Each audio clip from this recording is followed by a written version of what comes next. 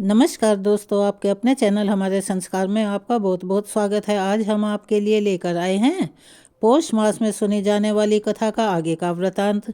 लेकिन उससे पहले अगर आप हमारे चैनल पर नए हैं और अभी तक आपने चैनल को सब्सक्राइब नहीं किया है तो आप सभी से करबद्ध निवेदन है, प्लीज़ हमारे चैनल को सब्सक्राइब करें, वीडियो को लाइक करें, ज़्यादा से ज़्यादा शेयर करें ताकि इन कथाओं के श्रवण का लाभ और लोगों को भी मिल सके। बेल आइकन को दबाना ना भूलें ताकि हमारी आगे आने वाली हर वीडियो की जानकारी आपको नोटिफिकेशन के जरिए मिल जाया करे। आपके ये छोटे छोटे से प्रयास हमारे लिए काफ़ी मददगार साबित होते हैं। परमपिता परमेश्वर की कृपा आप सभी पर हमेशा बनी रहे। कमेंट्स बॉक्स में जय श्री कृष्ण हर हर महादेव लिखना ना भूलें। चलिए अब शुरू करते हैं आगे का वृतांत। आगे नारायण मुनि कहते हैं कि हे नारद, तब भृगुवंशीय परशुराम जी ने ब्रह्मा जी की बात सुनकर उन जगत गुरु को साष्टांग प्रणाम किया और उन पर्वत पर्व से भी परे परमात्मा से वरदान पाकर वे अपने मनोरथ में सफल होकर शिवलोक को चल दिए। वायु के आधार पर टिका हुआ वह मनोहर लोक 1,00,000 योजन ऊंचा और ब्रह्मलोक से विलक्षण था। उसका वर्णन करना अति दुर्लभ है। उसके दक्षिण भाग में बैकुंठ और वाम भाग में गौरीलोक है। नीचे की ओर ध्रुवलोक है जो संपूर्ण लोकों से हटकर और परे कहा जाता है। उन सब के ऊपर 50 करोड़ योजन के विस्तार वाला गोलोक है। उसके ऊपर दूसरा कोई लोक नहीं है। वही सर्वोपरि लोक माना और कहा जाता है।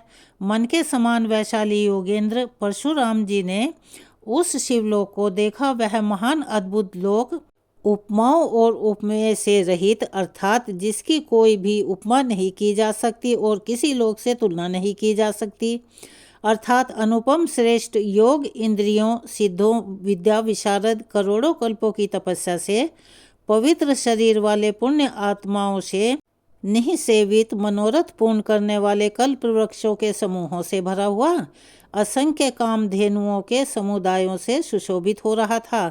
वहाँ नाना प्रकार की पच्चीकारी अर्थात कारीगरी से युक्त उत्तम मणियों के कलश से उज्जवल दिखने वाले अमूल्य मणियों द्वारा निर्मित 100 करोड़ भवनों से युक्त था। उसके रमणीक मध्य भाग में उन्हें शंकर जी का भवन दिखाई पड़ रहा था।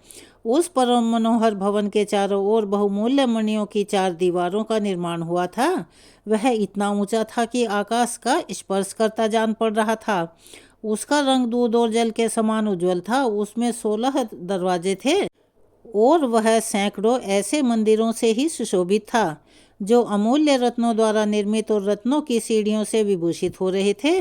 नाना प्रकार के चित्रों से चित्रित हो रखे थे। कारण इस होने के कारण वह अत्यंत सुहावना लग रहा था। उसके द्वार पर 2 भयंकर द्वारपाल नियुक्त किए हुए थे जिन्हें परशुराम जी ने देखा। उनकी आकृति बड़ी बेडौल थी। उनके दांत और मुख बड़े विकराल और भयंकर दिखाई दे रहे थे।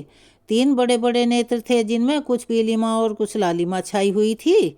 वे जले हुए पर्वत के समान काले और महान बल पराक्रमी से संपन्न थे। शरीर उत्तम बाग और विभूति से विभूषित थे। त्रिशूल और पच्चर धारण किए हुए दोनों ब्रह्म तेज से प्रकाशित हो रहे थे। उन्हें देखकर परशुराम जी का मन भयग्रस्त हो गया। फिर वे डरते डरते कुछ कहने को तैयार हुए। उन्होंने विनीत होकर बड़ी नम्रता के साथ उन दोनों महाबली द्वारपालों के सामने अपना सारा वृतांत कह सुनाया। ब्राह्मण की बात सुनकर उन दोनों के मन में दया की भावना उमड़ आई। तब उन श्रेष्ठ अनुचरों ने दूत द्वारा महात्मा शंकर जी की आज्ञा लेकर परशुराम जी को भीतर प्रवेश करने का आदेश दे दिया। परशुराम जी उनकी आज्ञा पाकर श्री हरि का ध्यान करते हुए उस भवन के अंदर प्रवेश कर गए। वहां उन्होंने एक एक करके 16 दरवाजों को देखा जो तरह तरह की चित्रकारी से चित्रित होने के कारण अत्यंत सुंदर लग रहे थे।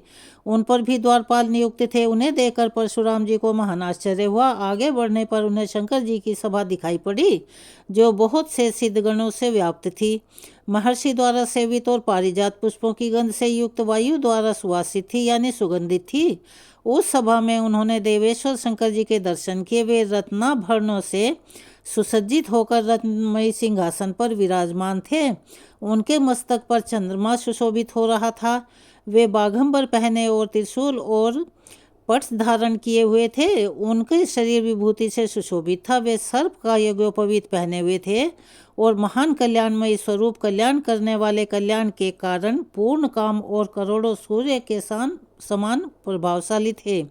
उनका मुख प्रसन्न था, जिस पर मंद मंद मुस्कान की अद्भुत छटा बिखरी हुई थी। वे भक्तों पर अपने अनुग्रह करने के लिए अधीर हो रही थी। वे सनातन ज्योति स्वरूप लोगों के लिए अनुग्रह करने के मूर्त रूप जटाधारी सती की हड्डियों से सुशोभित तपस्याओं के फल देने वाले और संपूर्ण संपदाओं के दाता थे। उनका वर्ण शुद्ध स्फटिक के समान उज्जवल था। उनके 5 मुख और 3 नेत्र थे। वे तत्व मुद्रा द्वारा शिष्यों को गुह्य ब्रह्म का उपदेश कर रहे थे।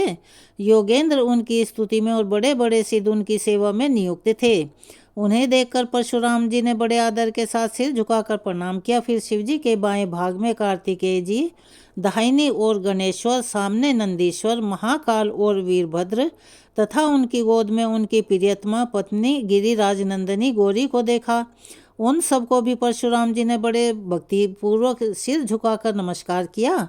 उस समय शिव जी का दर्शन करके परशुराम जी परम संतुष्ट हुए। शोक से पीड़ित तो वे थे ही, इसीलिए आंखों में आंसू भरकर अत्यंत कातर होकर हाथ जोड़कर शांत भाव में दीन और गदगद स्वर में बोले और शिव जी की स्तुति करने लगे। परशुराम जी बोले, हे ईश, मैं आपकी स्तुति करना चाहता हूँ, परंतु स्तुति करने में सर्वथा असमर्थ हूँ। आप अक्षर और अक्षर के कारण तथा इच्छा रहित हैं, तब मैं आपकी क्या स्तुति करूं। प्रभु, मैं तो मंदबुद्धि हूँ, मुझ में शब्दों की योजना करने का ज्ञान तो नहीं है, और चला हूँ देवेश्वर की स्तुति करने। भला जिनकी स्तुति करने की शक्ति स्वयं वेदों में भी नहीं है, उन आपकी स्तुति करके कौन पार पा सकता है।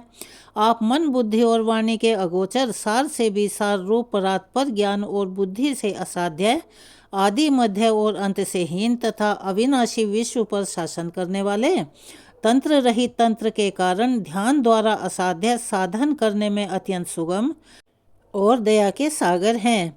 हे दीन बंधु, मैं अत्यंत दीन हूँ। हे करुणा सिंधु, मेरी रक्षा कीजिए। आज मेरा जन्म सफल और जीवन सजीवन हो गया, क्योंकि भक्तगण जिन्हें स्वप्न में भी नहीं देख पाते, उन्हीं को मैं इस समय प्रत्यक्ष देख पा रहा हूँ। जिनकी कला से इंद्र आदि देवगण तथा जिनके कलाश से चराचर प्राणी उत्पन्न हुए हैं, उन महेश्वर को मैं नमस्कार करता हूँ, जो सूर्य, चंद्रमा, अग्नि, जल और वायु के रूप में विराजित हैं। उन महेश्वर को मैं अभिवादन करता हूँ, जो स्त्री रूप, नपुंसक रूप और पुरुष रूप धारण करके जगत का विस्तार करते हैं, जो सबके आधार और सर्वस्वरूप ओ हैं। उन महेश्वर को मैं नमस्कार करता हूँ। हिमालय कन्या देवी पार्वती ने कठोर तपस्या करके जिन्हें प्राप्त किया है, दीर्घ तपस्या के द्वारा मैं जिनका होना अत्यंत दुर्लभ है, उन महेश्वर को मैं नमस्कार करता हूँ, जो सबके लिए कल्पवृक्ष के रूप हैं और अभिलाषा से भी अधिक फल प्रदान करते हैं, जो बहुत शीघ्र प्रसन्न हो जाते हैं और जो भक्तों के बंधु हैं। उन महेश्वर को मैं नमस्कार करता हूँ, जो लीला पूर्वक क्षण भर में अनंत विश्व सृष्टियों का संहार करने वाले हैं। उन भयंकर रूपधारी महेश्वर को मेरा नमस्कार है, जो काल रूप, काल के काल, काल के कारण और काल से उत्पन्न होने वाले हैं, जो अजन्मा तथा बारंबार जन्म धारण करने वाले आदि सब कुछ हैं। उन महेश्वर को मैं मस्तक झुकाता हूँ और नमस्कार करता हूँ। ऐसा कहकर भृगुवंशी परशुराम शंकर जी के चरण कमलों में गिर पड़े। तब शिवजी ने परम प्रसन्न होकर उन्हें शुभ आशीर्वाद दिए। नारद, जो भक्ति भाव सहित इस परशुराम कृत स्तोत्र का पाठ करता है, वह संपूर्ण पापों से पूर्णतया मुक्त होकर शिवलोक में चला जाता है। इसके बाद महादेव जी के पूछने पर परशुराम जी ने कहा, हे दया निधान, मैं भृगुवंशी जन्मदाग्नि का पुत्र परशुराम हूँ, आपका दास हूँ, आपकी शरणागत हूँ, आप मेरी रक्षा कीजिए। इसके बाद की सारी घटना विस्तार से सुनाकर परशुराम जी ने कहा कि मैंने पृथ्वी को 21 बार अक्षत्रिय शून्य करने और मेरे पिता का वध करने वाले कार्तिवीर्य को मारने की प्रतिज्ञा की है। प्रभु, आप मेरी प्रतिज्ञा को पूर्ण कीजिए। इस बात को सुनते ही भगवती पार्वती और भद्रकाली ने कृत होकर परशुराम जी की अति निंदा की। तब परशुराम जी भगवती गौरी और कालिका के क्रोध भरे वचन सुनकर उच्च स्वर से रोने लगे और अपने प्राणों का त्याग करने के लिए तैयार हो गए। तब दया सागर भक्ति अनुग्रहकारी प्रभु महादेव ने ब्राह्मण बालक को रोते हुए देखकर स्नेहचित से अत्यंत विनयपूर्ण वचनों के द्वारा गौरी और काली का क्रोध शांत किया और उन दोनों की तथा अन्य सभी की अनुमति लेकर परशुराम जी से कहना शुरू किया। शंकर जी ने कहा, हे वत्स, आज से तुम मेरे लिए एक श्रेष्ठ पुत्र के समान हुए। इसीलिए मैं तुम्हें एक ऐसा गुह्य मंत्र प्रदान करूंगा, अर्थात गुप्त मंत्र प्रदान करूंगा, जो त्रिलोकी में अत्यंत दुर्लभ है। इसी प्रकार एक ऐसा परम अद्भुत कवच बतलाऊंगा, जिसे धारण करके तुम मेरी कृपा से अनायास ही कार्तिवीर्य का वध कर डालोगे। विप्रवर, तुम 21 बार पृथ्वी को भूपालों से शून्य भी कर दोगे और सारे जगत में तुम्हारी कीर्ति भी व्याप्त हो जाएगी। इसमें कोई संकोच नहीं है। नारद, ऐसा कहकर शंकर जी ने परशुराम को परम दुर्लभ मंत्र और त्रिलोक विजयी नामक परम अद्भुत कवच प्रदान कर दिया। फिर स्तोत्र पूजा का विधान, पुरुष चरण पूर्वक मंत्र सिद्धि का अनुष्ठान, नियम का ठीक ठीक क्रम, सिद्धि स्थान और काल की संख्या आदि भी बतलाई।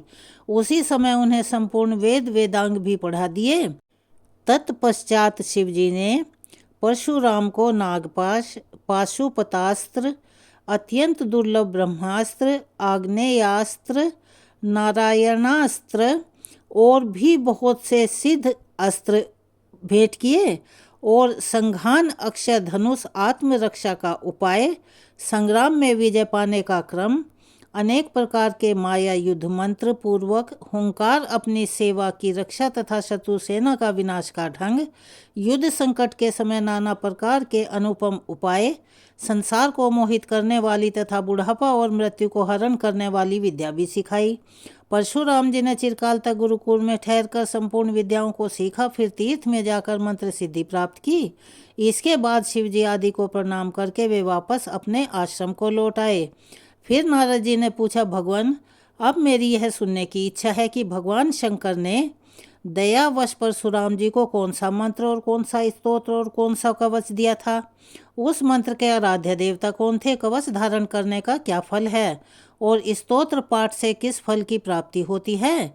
वह सब भी कृपया करके आप मुझे बतलाइए। तब श्री नारायण मुनि ने देव ऋषि नारद के सामने जो कुछ भी वर्णन किया, उस घटना का वृतांत हम आपको अपनी अगली आने वाली वीडियो में सुनाएंगे। कृपया उसका इंतजार कीजिए। अब अपने नियम के अनुसार सभी मिलकर सुनते हैं सूर्य चालीसा का पाठ। श्री रवि हरत हो घोरतम, अगणित किरण पसारी, वंदन करु तब चरणन में, अर्घ्य देऊं जलधारी। सकल सृष्टि के स्वामी हो, सचराचर के नाथ, निस दिन होत तुमसे ही, होवत संध्या प्रभात। जय भगवान सूर्य तमहारी, जय खगेश दिनकर शुभकारी। तुम हो षष्टि के नेत्र स्वरूपा, त्रिगुण धारी त्रैवेद स्वरूपा। तुम ही करता पालक संहारक, भुवन चतुर्दश के संचालक। सुंदर बदन चतुर्भुजधारी, रश्मि रथि तुम गगन विहारी। चक्र शंख अरुश्वेत कमल धर, वर मुद्रा सोहत चोटेकर। शीश मुकुट कुंडल गल माला, चारु तिलक तब भाल विशाला। सप्त असुरथ अति द्रुतगामी, अरुण सारथी गति अविरामी। रक्त वर्ण आभूषण धारक, अति प्रिय तो है लाल पदारथ। सर्वात्मा कहे तुम्हें ऋग्वेदा, मित्र कहे तुमको सब वेदा। पंचदेवों में पूजे जाते, मनवांछित फल साधक पाते। द्वादश नाम जाप उद्धारक, रोग शोक अरु कष्ट निवारक। माँ कुंती तब ध्यान लगायो, दानवीर सुत कर्ण सुपायो। राजा युधिष्ठिर तब जस गायो, अक्षपात्र को वन में पायो। शस्त्र त्याग अर्जुन अखुरायो, बन आदित्य हृदय से पायो। विंध्याचल तब मार्ग में आयो, हाहाकार तिमिर से छायो। मुनि अगस्त गिरि गर्भ मिटायो, निज टक बल से विंध्य नवायो। मुनि अगस्त तब महिमा गाई, सुमिरे भय विजयी रघुराई। तोहे विरोख मधुर फल जाना, मुख में लीनी तोहे हनुमाना। तब नंदन शनिदेव कहाए, पवन के सुत शनि तीर मिटावे। यज्ञ व्रत स्तुति तुम्हारी कीन्ही, भेंट शुक्ल यजुर्वेद की दीन्ही। सूर्यमुखी खरितर तव रूपा, कृष्ण सुदर्शन भानु स्वरूपा। नमन तो हे ओंकार स्वरूपा, नमन आत्मा रुकाल स्वरूपा। दिग दिगंत तव तेज प्रकाशे, उज्ज्वल रूप तुम्ही आकाशे। दश दिक्पाल करत तव सुमिरन, अंजलि नित्य करत है अर्पण। त्रिविधि ताप हरता तुम भगवन, ज्ञान ज्योति करता तुम भगवन। सफल बनावे तब आराधन, गायत्री जप सरल है साधन। संध्या त्रिकाल करत जो कोई, पावे कृपा सदा तब वो ही। चित्त शांति सूर्याष्टक देव, व्याधि अपाधि सब हर लेवे। अष्टदल कमल यंत्र शुभकारी, पूजा उपासन तब सुखकारी। माघ मास शुद्ध सप्तमी पावन, आरंभ हो तब शुभ व्रत पालन। भानु सप्तमी मंगलकारी, भक्तिदायिनी दोष निहारी। रविवासर जो तुमको ध्यावे, पुत्रादिक सुख वैभव पावे। पाप रूपी पर्वत के विनाशी, वज्र रूप तुम हो अविनाशी। राहु आने तब ग्रास बनावे, ग्रहण सूर्य तो को लग जावे। धर्म दान तब करते हैं साधक, मिटत राहु तब पीड़ा बाधक। सूर्य देव तब कृपा कीजिए, दीर्घ आयु बल बुद्धि दीजिए। सूर्य उपासना कर नित ध्यावे, कुष्ठ रोग से मुक्ति पावे। दक्षिण दिशा तोरी गति जावे, दक्षिणायन वही कहलावे। उत्तर मार्गी तोरो रथ होवे, उत्तरायण तब वो कहलावे। मन रुवचन कर्म हो पावन, संयम करत भलित आराधन। भरत दास चिंतन करत, धर दिन कर तब ध्यान। रखियो कृपा इस भक्त पे, तुमरी सूर्य भगवान। सूर्य चालीसा यहाँ संपूर्ण होती है। अगर आप हमारे चैनल पर नए हैं और अभी तक आपने चैनल को सब्सक्राइब नहीं किया है तो आप सभी से निवेदन है, प्लीज़ हमारे चैनल को सब्सक्राइब करें, वीडियो को लाइक करें, ज़्यादा से ज़्यादा शेयर करें ताकि इन कथाओं के श्रवण का लाभ और लोगों को भी मिल सके। बेल आइकन को दबाना ना भूलें ताकि हमारी आगे आने वाली वीडियो की जानकारी आपको नोटिफिकेशन के जरिए मिल जाया करे। कमेंट्स बॉक्स में जय श्री कृष्ण, हर हर महादेव, राधे राधे लिखना ना भूलें। अपना सहयोग और प्यार हमें ऐसे ही प्रदान करते रहें। धन्यवाद।